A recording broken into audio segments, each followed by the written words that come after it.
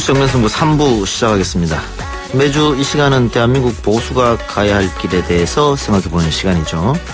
오늘은 차명진 전 자유한국당 의원, 배승희 변호사가 나왔습니다. 어서 오십시오. 안녕하세요. 예. 보수가 잘 될 것 같습니다. 젊은 보수가 많네요. 예, 젊은 보수 중 한 명. 이준석 최고는 오늘 어디 갔습니까? 못 왔네? 이제 높은 자리에 올라갔으니까. 예. 이래저래 행사가 많은가 봐요. 예. 네, 행사 없는 제가 왔습니다. 예. 근데 그게 영향가 별로 없는데. 예, 하여튼. 그래요? 예. 오늘 행사가 영향가 없는 행사입니까? 모르겠어요. 본인이 또 이제 그 얘기 들으면 기분 나빠하겠지만. 네, 그래요. 알겠습니다. 하여튼 보수가 잘 될 것 같습니다. 예. 이 젊은 보수가 그냥 많네요. 예. 저도 젊은 보수가 좀 많아졌으면 좋겠어요. 네. 어떻게 생각하세요? 젊은 층한테 보수가 외면받고 있다. 지금 외면받고 있는 거는 문재인 대통령 지지율 빠지는 걸 보면은 네. 그게 꼭 진보이기 때문에 높다고 할 수는 없는데요. 요즘에 이영자보다 이남자가 더 문제라는 거 아닙니까? 예. 20대 남자들의 지지율이 빠지고 있다. 예. 그래서 이 사람들을 어디로 데리고 올 것인가 하는 점에서 보수라고 하는 이런 당들이 좀 더 노력을 해서 좀 데리고 와야 되지 않나 생각합니다. 20대 남성들의 지지율이 빠지고 있는 이유는 어떻게 분석하고 계세요? 최근에 이제 여성들에 대한 정책 우대가 좀 많았죠. 특히 대법원에서 최근에 말한 양심적 병역 거부 판결, 그때도 지지율이 좀 빠지는 그런 분석이 됐었고, 또 해화역 여자들 시위했던 부분.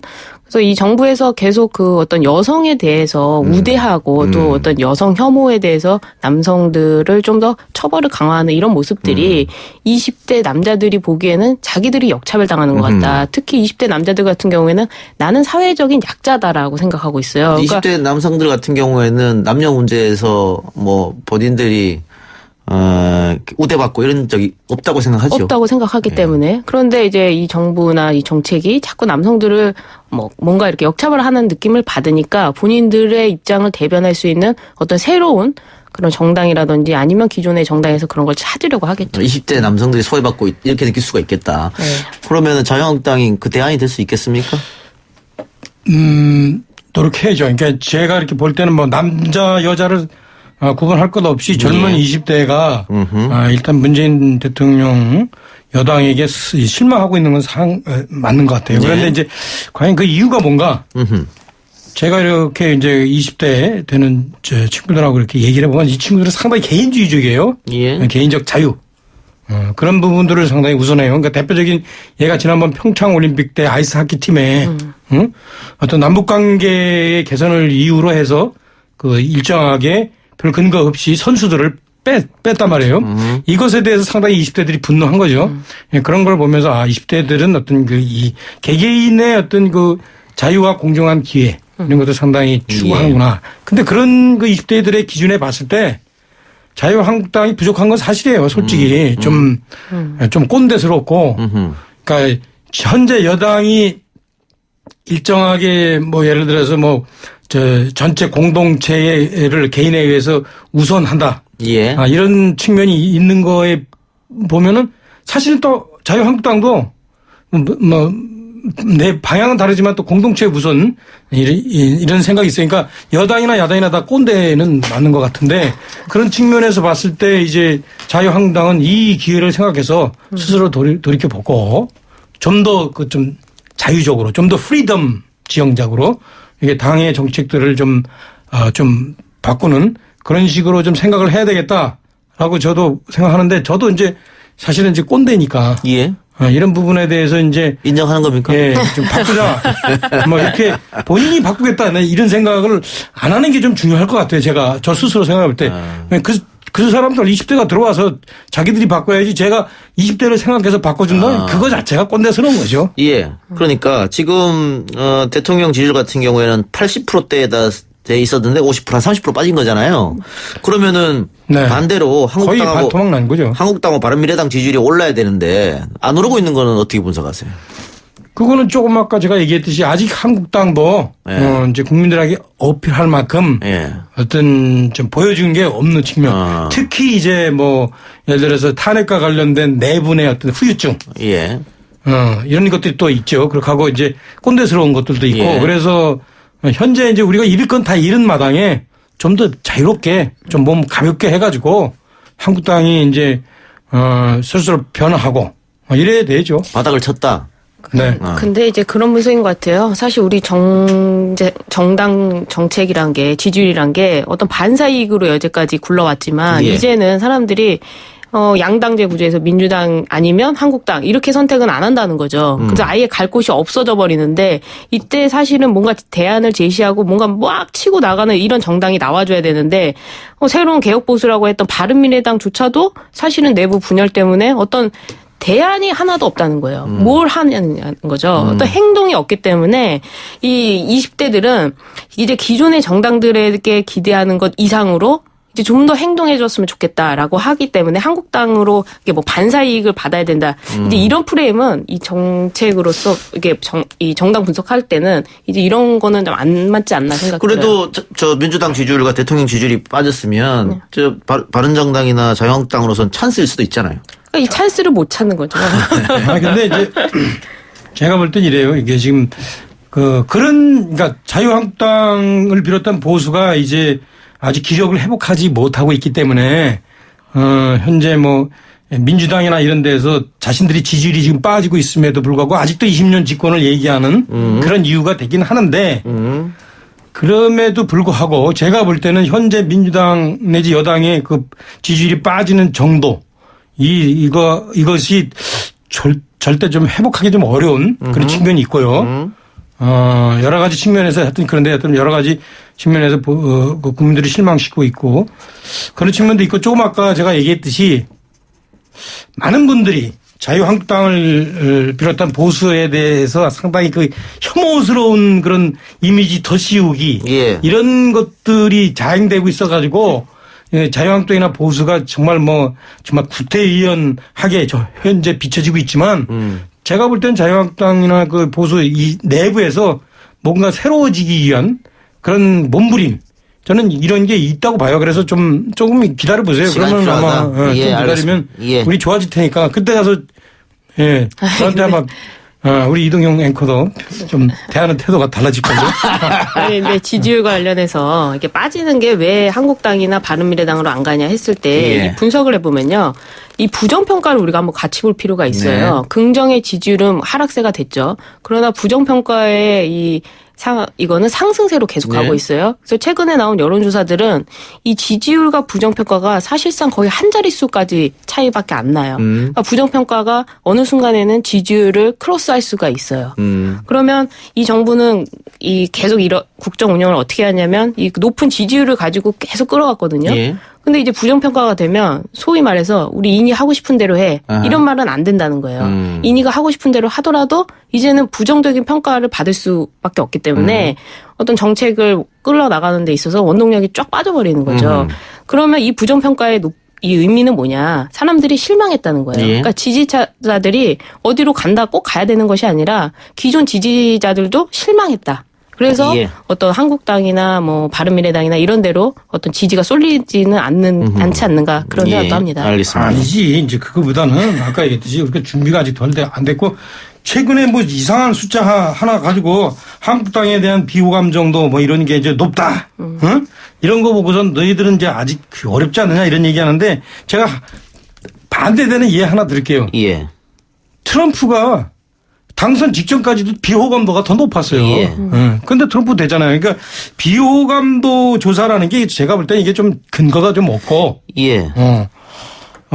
없습니다, 일단. 그리고 이제 조금 있으면은 우리가 이렇게 이제 개선되는 모습, 아까 얘기했듯이 젊은 모습도 계속 불어나고 또 저 같은 꼰대들이, 좀 자정 노력을 좀 하고 이러면은 제가 볼 때는 달라질 거다.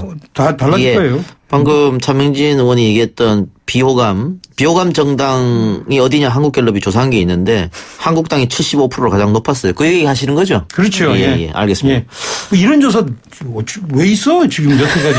이런 조사 없었는데 갑자기 튀어나서 그렇게 한국당을 이렇게 막 이렇게 깎고 싶나? 조금 있으면 조금 비호감도 좀 줄어들면 또 다른 지표 내놓을 거야 아마. 이런 식이면. 그래요. 자, 아까 잠깐 얘기가 나왔는데 이해찬 민주당 대표가 복지가 뿌리 내리기 위해서는 20년이 아니라 더 오랜 기간 민주당이 집권해야 된다. 20년 집권론 발언했습니다. 여기에 대해서 야당이 발끈한 것 같은데 그 여당 대표로서 뭐 할 수 있는 발언 아닙니까? 근데 저는 이해찬 그 대표의 이 발언에 대해서 별로 이렇게 발끈 안 해요. 왜냐면 이분이. 그렇죠. 역시 꼰대가 아니시군요. 네, 이분이 그동안 오발탄을 많이 날렸어요. 네. 이분이죠. 그동안에 쭉 김대중 대통령 선거 이래로 각종 그 대통령 선거에서 계속 이분이 총책임자를 했거든요. 예. 근데 지난번에 MB랑 정동영이랑 붙을 때도 이분이 총책임자 하면서 뭐라 그랬냐면 예. MB는 재벌, 정동영은 어떤 그 다수 민중. 예. 그래서 재벌은 진다. 예. 그다음에 박근혜하고 그 누구죠? 문재인하고 첫 번째 예. 붙었을 때 박근혜는 박정희의 어떤 딸. 예. 그다음에 문재인은 노무현의 동지. 그래서 결국엔 문재인이 이긴다. 이런 식으로 했는데 이 양반 얘기 다 틀렸잖아요. 그래서 이번에 이분이 20년 집권론 얘기하는 것에 대해서 저는 그렇게 특별하게 비중은 안 둬요. 예. 이분이 얘기하니까 오히려 더 안 맞겠구나 이런 생각이 듭니다. 배 변호사 어떠세요? 저는 이제 정당의 존재 이유가 집권이기 때문에 어떤 당대표로서 그런 말 할 수 있는 거 아니냐 이런 입장을 내길 수도 있는데 정당의 집권 이유가 정말 뭡니까? 정당이 집권을 하면 끝이에요? 지지율만 관리하면 끝나는 거예요? 그게 아니라는 거죠. 이 정부가 들어설 때는 뭐라고 했습니까? 기회가 평등하고 과정이 공정하고 결과가 정의로운 정말 겪어보지 못한 대한민국을 만들겠다고 정권을 잡은 거 아니에요? 그런데 지금 이 모습 20년 장기 집권 이런 얘기는 어떤 개혁으로서의 모습이 아니라 이제는 관리하겠다는 모습이다. 그러니까 오늘 뭐 그 정동영 민평당 대표가 이제 얘기도 했는데 이런 거는 국민들이 볼 때는 겸손한 모습이 아니라는 거예요. 정말 자기가 집권을 해서 뭔가 바꾸고 싶다. 그래서 개혁을 해라. 그래서 너희들 찍어줬다. 이렇게 돼서 지금 개혁을 더 해야 되는데 20년 장기 집권론이란 거는 그런 겸손이 아니라 오히려 지금 계속 그 관리해서 가겠다. 이런 모습이기 때문에 근데 당대표로서 과연 이 말이 적절한가는 저는 좀 아니라고 평가합니다. 그렇다고 뭐 이번만 하고 다음에 집권 안 하겠다 할 수는 없는 거잖아요. 그러니까 바꿔야죠. 왜 집권하는지를 알려줘야 될 거 아니에요. 지금 뭐 이 정부에서 했던 지난 정권의 적폐를 다 청산하고 새로운 어떤 시대를 만들어가겠다고 했는데 그 적폐만 청산한다고 했지 새로운 게 없어요.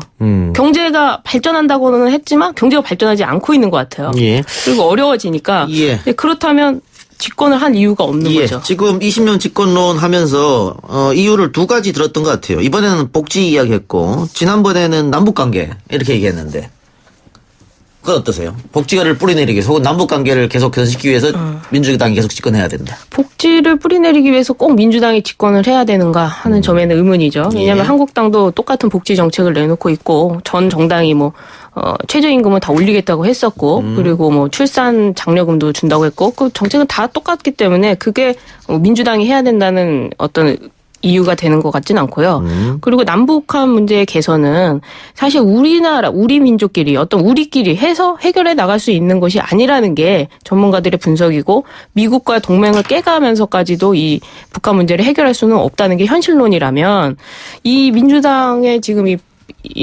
특히 지금 이 정부의 대북 정책이 과연 어떤 성과를 냈었는가 하는 점에서도 지금 네. 아직까지 성과가 없기 때문에 그 두 가지 이유 전부가 어떤 민주당의 집권을 위한 것이다라고 하기는 좀 어려울 것 같아요. 알겠습니다. 제가 볼 때 좀 자충수 같아요. 20년 예. 집권론이? 예. 그래서 일정하게 그 반대로 지금 국민들이 생각할 거냐. 저렇게 보편복지 하느라를 계속하면은 이 나라가 망할 텐데 그거 하겠다고 20년 집권을 한다면은 큰일 나겠네. 내지는 또 남북관계도 저렇게 과속하면은 정말로 진짜 이 나라 안보가 큰일 나겠네. 이렇게 생각하면서 진짜 20년 집권하면 안 되겠구나 이렇게 생각할 것 같은데 제가 볼 때. 그래요. 야당 얘기 한번 해보죠.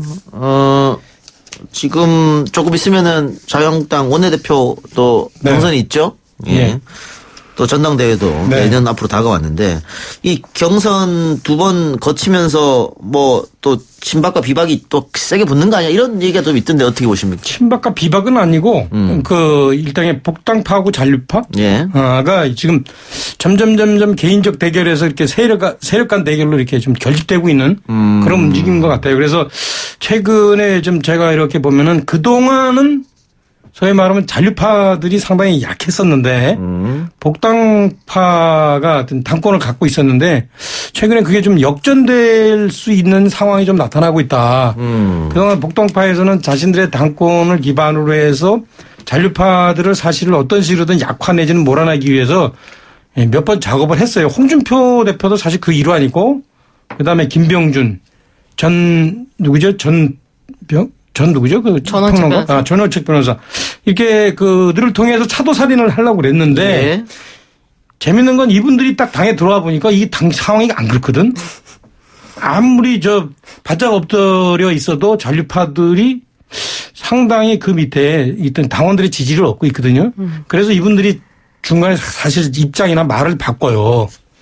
근데 이제 그런 상황이었어요. 그래서 지금 아마 제가 볼 땐 김병준 씨를 통해서 마지막으로 어떤 힘을 쓰고 있긴 하는데 그게 별로 힘이 잘 과실은 안 될 것 같다. 그러면서 제가 볼 때는 이 원내대표나 당권 이런 것들이 제가 전망하기는 아마 잔류파들이 당권을 장악하는 그런 흐름으로 갈 것 같다. 그렇게 보여집니다. 그럼 복당파는 어떻게 됩니까? 복당파는 뭐 이제 일정하게 이제 마이너로 이제 있게 되겠죠. 우리는 많은 사람들이 이런 생각하는데 뭐 복당파가 잡으면은 잔류파를 쫓아내고 잔류파가 잡으면 복당파를 쫓아내고 이거는 이제 어려워요. 제가 볼 때는 이 한국당이 보수 아니에요. 보수는 원래 속성상 저 찬바람 부는 삭풍이 있는데 나가기 싫어해요. 보수가 단결을 좋아한다는 것은 뭐 둘째 치고 그래서 뭐 제가 볼 때는 그렇게 몰아내기 이런 게 어려울 것 같아요. 그 아까도 얘기했듯이 홍준표, 김병준, 전원택 책 다 실패했어요. 몰아내기가. 배 변호사님. 원내대표 선거가 이제 당대표 선거 전에 있기 때문에 이 한국당 내에서는 원내대표 선거가 지금 의원들 사이에서는 굉장히 중요하죠. 그렇겠죠. 그래서 당권을 다시 잡을 수 있는 기회를 얻기 때문에 원내대표 선거를 좀 얘기를 들어보면은 비박계에서 굉장히 힘을 많이 쓰려고 노력을 하는 것 같아요. 그래야 이제 당대표 선거에 좀 유리하게 되지 않을까 생각하는데 근데 이제 또 당권을 막상 그걸 보면은 말씀하신 대로 당원과 이제 국민의 민심이 좀 달라요. 그러니까 당원 그 핵심 지지자들 같은 경우에는 그래 박근혜 최순실 국정농단 잘못했다. 예. 잘못했다. 그 인정한다. 그런데 이걸 가지고 과연 탄핵까지 하는데 동조를 했어야 되냐. 너희들 다 공천 받아놓고 이렇게까지 했어야 되냐 하는 비판론도 있단 말이에요. 그래서 어떤 친박에 대한 그런 애증도 있고 비박에 대해서는 이제는 좀 어떤 책임을 더 묻고 싶은 거죠. 그 정권 교체 당하고 한국당 무너져 내리게 한 거 너희들 아니냐 해서 그 핵심 당원들의 입장이 굉장히 묘하다. 그러나 이제 민심을 따라가게 된다면 친박이건 비박이건 간에 다 청산을 해야 되지 않겠습니까? 국민이 볼 때는 다시 친박이 당권을 잡는다고 보면 한국당을 지지하겠어요? 그럼 비박이 한 게 뭐 있냐? 그럼 비박은 대안이 없기 때문에 국민들이 볼 때는 똑같은 놈들이다 이렇게밖에 생각을 안 한단 말이에요. 그래서 좀 당신과 민심이 이제 어떻게 갈 것인가 하는 점에 저는 당이 살아남으려면 당심은 결국 민심을 따라가야 되지 않을까 생각합니다. 예. 마지막으로 차 의원님. 네. 최근 자유한국당 조강특위가 인적 대상자를 지목했는데 최순실 국정농단 및 2016년 총선 패배 책임자, 영남 다선 의원, 당 분열 관련 책임인사. 이거는 결국은 친박을 겨냥한 거 아니에요? 저는 꼭 그렇게 보진 않아요. 예. 그 지난번에 김무성 대표가 스스로 얘기하기를 나도 당 분열에 책임 있지만 나 말고 다른 사람도 당 분열에 책임 있는 사람 다 책임져야 돼. 이렇게 얘기하는데 저는 이제 그 현재 당을 둘러싼 어떤 그 권력 투쟁의 양상을 최근에 이렇게 정리가 거의 저는 돼가고 있다고 보는 게 지금 제 배승희 변호사 얘기했듯이 뭐 친박 대 비박 이거는 이미 제가 볼 때는 사라진 지 오래고 그 잔류파 대 복당파 이렇게 되는데 그게 친박 비박 아닙니까? 좀 다르죠. 좀 달라요. 예. 알겠습니다. 예. 말씀하세요. 예. 왜냐면은 얘기했듯이 탄핵 찬성한 사람들이 62명인데 그 중에서 40명이 나왔고 나머지 20명 있었거든요. 근데 그 사람들 같은 경우에 지금 또 그냥 잔류파니까 뭐 예를 들면 뭐 나경원, 뭐 심재철 이런 사람들 그런 사람들이 이번에 원내대표 나온다고 그러잖아요. 그래서 잔류파 대 복당파가 맞고 그리고 이제 이것과 관련해서 거의 얘기가 정리되고 있는데 또 하나는 뭐냐면 다들 생각하는 게 과거에 친박이건 비박이었건 그 당의 어떤 지도부였던 사람들 이런 사람들은 모두 다 책임져야 되는 거 아닌가 이런 식으로 좀 정리되는 것 같아요. 제가 볼 때 무슨 그 친박이었던 사람만 쫓아내고 비박이었던 사람만 쫓아내고 이런 식으로는 안 될 것 같아요. 예. 저는 짧게 한 말씀 부탁드리겠습니다. 그래서 지금 다시 홍준표 전 대표가 정치 복귀를 하면서 한국당에 거의 골칫거리로 남았는데 사실은 뭐 아버지가 여러 번 사업 실패할 때 빚을 많이 내줬죠. 근데 또 똑같은 아이템 들고 와서 아버지가 나 이번에 사업 제대로 해볼 테니까 돈 좀 줘봐 라고 했을 때 아들들이 뭐라고 합니까? 아버지 가만 계시는 게 도와주는 거예요 라고 하잖아요. 그처럼 이제는 뭐 신박한 아이템도 없는데 홍준표 전 대표가 다시 오고 또 이렇게 이 진박 뭐 공천 관여해서 뭐 잔류파 뭐 이런 사람들이 자꾸 이렇게 나오는 것들이 사실상 저는 당 자체를 다 교체하지 않은 이상은 어렵다. 전혀 선택받을 수가 없다 예. 생각합니다. 차명진 의원님 그 홍준표 대표 전 대표가 전당대회 안 나온다고 그때 말씀하셨죠? 네. 아, 예. 안 나옵니다. 예, 다시 한번 확인했고. 알겠습니다. 그건 차 의원 생각이죠, 그냥. 제가 이제 이렇게 뭐 물어보고 하진 않았을 거 아니에요. 본인의 생각과 또 당원들의 생각을 쭉 봤을 때 안 나올 것이다. 네, 다시 나오기 힘들 거다. 과연? 힘은 뭐 쓰려고 하겠죠. 네, 알겠습니다. 오늘 두 분 말씀 여기까지만 듣겠습니다. 지금까지 차명진 전 자유한국당 의원, 배승희 변호사였습니다. 고맙습니다. 감사합니다.